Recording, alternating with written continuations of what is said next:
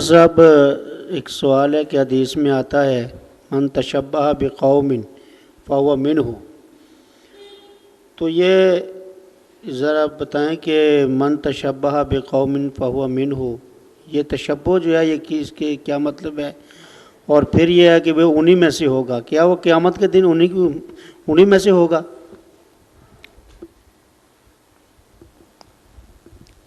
حدیث پاک پڑھی نا کہ جو کسی قوم کی مشابہت اختیار کرتا ہے وہ انہی میں سے ہوگا۔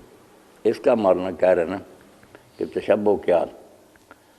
تشبہ بہت سی چیزیں تو ایسی ہیں جو فطرتاً ہم اور کافروں میں مشترک ہی ہیں، ہم بھی اسی جگہ سے پخانہ کرتے ہیں جہاں سے، اور منہ سے جیسے ہم کھاتے ہیں وہ بھی کھاتے ہیں، تو ایسی باتیں نہیں، اسی لیے سیگا تشبہ جو نا باب تفعول کا نا تکلف، کہ جو نا اپنی طرف سے ہم کوشش کر کے ان کی نقل اتاریں، جو قدرتی چیزیں ہیں جن میں ہم ایک دوسرے سے ملتے جلتے ہیں ان میں کوئی مشابہت نہیں۔ عرب تشبہ بھی صرف اس شے میں ہوگا جو ان کی خاص علامت ہو۔ کافر قوم کی علامت سر پر بودھی ہندو رکھتے ہیں، عیسائی لوگ گلے میں سلیب لٹکاتے ہیں، ایسی باتیں جو ان کا نشان سمجھی جائیں، جس کو دیکھتے ہی لوگ کہیں یہ تو فلاں قوم کا۔ اگر ایسی کوئی مشہور شے نہیں نا ان کی علامت وغیرہ تو پھر کوئی بات نہیں۔ آخر یہ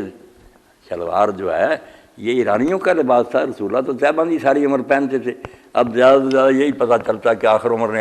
نے آپ نے اس کو خریدار پسند کیا اور لوگوں کو کہا کہ یہ بڑا پردے کا لباس ہے، اس وقت سے یہ شلوار چل پڑی، حالانکہ ایرانی لباس تھا۔ تو تشبہ یہ کوئی نہیں کہ باقی لوگ اگر کام کریں تو ہم بھی، خاص نشانی جو ہے نا